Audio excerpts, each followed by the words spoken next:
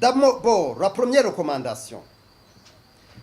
Nous demandons au président de la République, donc toutes ces recommandations sont adressées exclusivement au chef de l'État. D'abord, la mise en place effective de la stratégie nationale de bonne gouvernance et de lutte contre la corruption. Le Burundi ne possède pas de la stratégie nationale de bonne gouvernance et de lutte contre la corruption. C'est la raison pour laquelle l'OLICOM insiste sur la mise à jour de la stratégie qui a été cachée à la présidence. Il y a une stratégie qui a été promulguée par feu Pierre Nkurunziza, je crois, en 2020, au début, je pense, mais cette stratégie de bonne gouvernance et de lutte contre la corruption a été mise dans les tiroirs de la présidence. Jusqu'aujourd'hui, on ne sait pas où se trouve cette stratégie de bonne gouvernance et de lutte contre la corruption. Personne n'en parle. Et ça, c'est grave. Ça, c'est grave. Personnellement, moi, je suis allé voir le chef de cabinet civil du président. Je lui ai dit, est-ce que vous connaissez ce document? Il m'a dit, moi, je ne connais pas. Alors que le document, c'est un document de politique nationale. Ce n'est pas possible. Les services publics sont militarisés. On doit démilitariser officiellement les services publics. Je ne sais pas si vous comprenez ce que je vais dire. Les militaires et les policiers doivent faire le travail. Les travails sont connus. C'est la protection de l'intégrité du territoire et la garantie de la sécurité. Mais pas dans le commerce, pas dans les services publics. Il y a des experts pour ça. Dans le monde entier, ça se fait comme ça. Ça, c'est la deuxième recommandation. La troisième recommandation, la dépolitisation des services publics. Les services publics sont tellement politisés à outrance. Nous voulons que dans les services publics, qu'il y ait des hommes et des femmes qu'il faut, au poste qu'il faut. C'est là où on va arriver loin. Quatrième recommandation, la séparation des postes politiques aux postes techniques. Je pense que vous comprenez ce que je veux dire. Maintenant, il est très difficile de différencier les services qui sont politiques ou qui sont techniques. Tout est devenu politique, malheureusement. Cinquième recommandation, l'interdiction officielle des mandataires politiques et au cadre de l'État d'exercer le commerce. Aujourd'hui, il n'y a plus de secteur privé au Burundi. Tout le monde est devenu commerçant. C'est-à-dire, il n'y a pas de l'incompatibilité. Alors que de la Constitution à d'autres lois montrent réellement qu'il doit y avoir de la séparation du commerce et des cadres de l'État. Vous savez qu'avant, on ne pouvait pas voir un magistrat ou un cadre de l'État en train d'exercer le commerce. Aujourd'hui, tout est mélangé, malheureusement. Septième recommandation, la professionnalisation de l'administration publique dans l'engagement des hommes qu'il faut et des femmes au poste qu'il faut. Je viens de le dire, mais je voudrais le répéter. Engagement des experts internationaux indépendants en vue de la réalisation effective de 22 objectifs contenus dans la vision Burundi, pays émergent en 2040, des pays développés en 2060, à l'instar de l'Office burundais des recettes. Je pense que vous tous, vous savez que pour connaître la réforme et les résultats que nous avons, il a fallu d'engager un Irlandais, Dino Dokiran, pour qu'il fasse la réforme de l'OBR. Nous voulons des experts internationaux pour qu'on puisse avoir les résultats qu'on a eu. Moi, je n'ai pas de problème de voir la régie des ordonnateurs, je ne sais pas, Rotebe, en train d'être dirigé par des experts internationaux pour qu'on puisse avoir des résultats. Parce que ce qu'on veut, ce sont les résultats. Ce n'est que ça. 8e recommandation. Envie de créer l'environnement favorable au développement et de la réconciliation nationale, il est urgent de prendre des décisions politiques pour utiliser le capital humain emprisonné et celui réfugié, à l'instar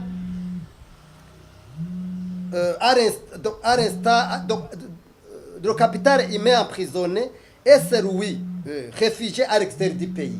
C'est-à-dire quoi? Qu'est-ce que nous voulons dire par là? Nous voulons dire que le gouvernement, le président actuel, doit prendre des décisions courageuses, politiques, en vue de désengorger les prisons. Souvenez-vous qu'aujourd'hui, la ration des gens emprisonnés dépasse l'ouest supérieur des gens qui sont nourris par la police ou par l'armée. Des gens emprisonnés, des gens qui ne sont pas en train de produire. C'est le capital humain qui est bloqué quelque part. Ce n'est pas possible. Il faut des engagements. Surtout, ces décisions politiques pour des cas emprisonnés, pour des raisons politiques, bien évidemment, et d'autres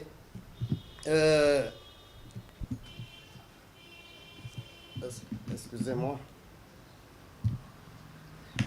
Donc, et d'autres personnes, comme ceux qui ont été condamnés pour des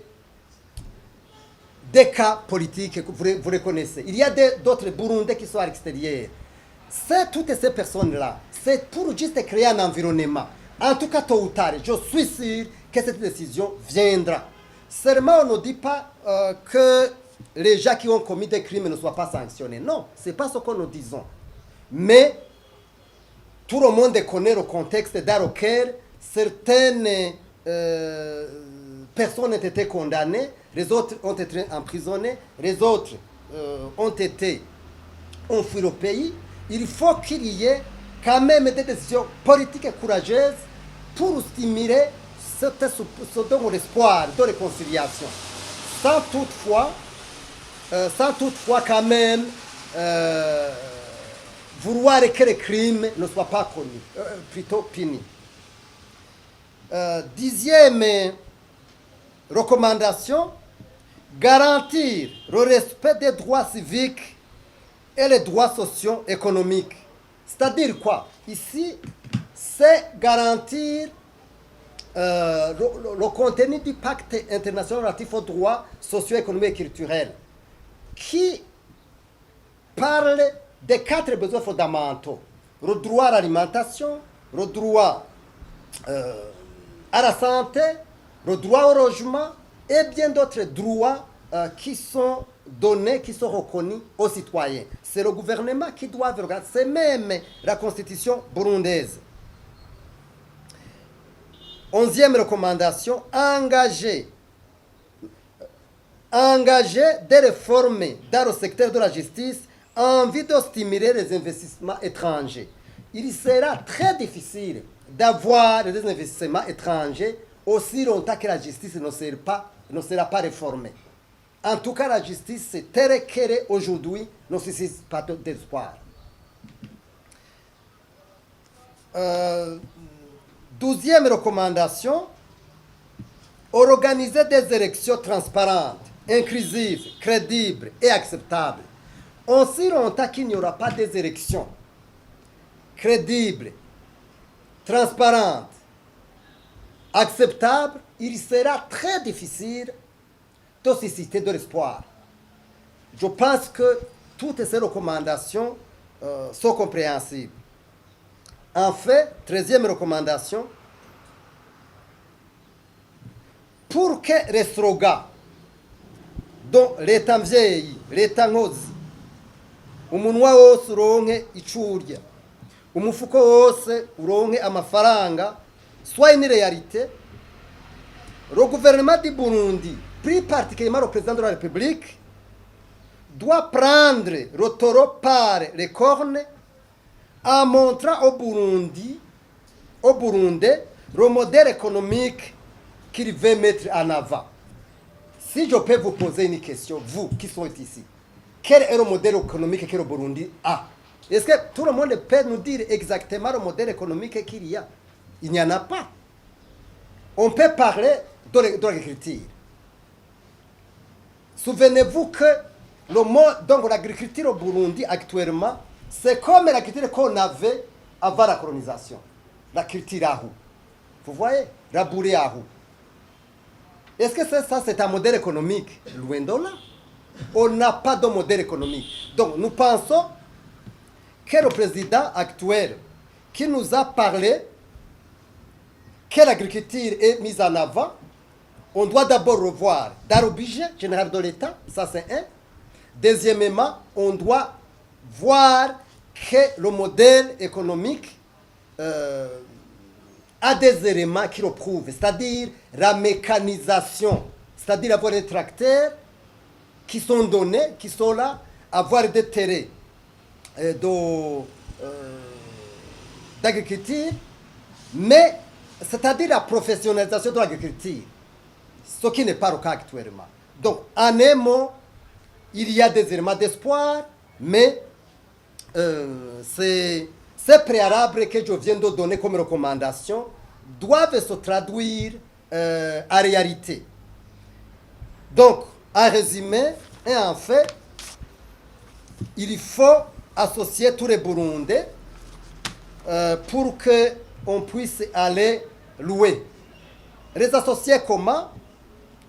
Il faut organiser ce que nous appelons les états généraux, à l'instar de la conférence nationale que Bagaza a organisée, en vue de montrer réellement le modèle économique dont le pays a besoin. C'est-à-dire impliquer tout le monde, c'est-à-dire le secteur privé, la société civile, les hauts cadres de l'État, en vue de réfléchir ensemble. Parce que le Burundi, c'est un bateau où se trouve tout le monde. C'est pour cette raison que l'organisation de cette conférence nationale, à l'instar de ce que le Bagaza a organisé à son époque, soit une réalité. Sinon, nous voyons que, comme je le disais, nous restons toujours dans les slogans. Voilà un résumé ce que je voudrais dire.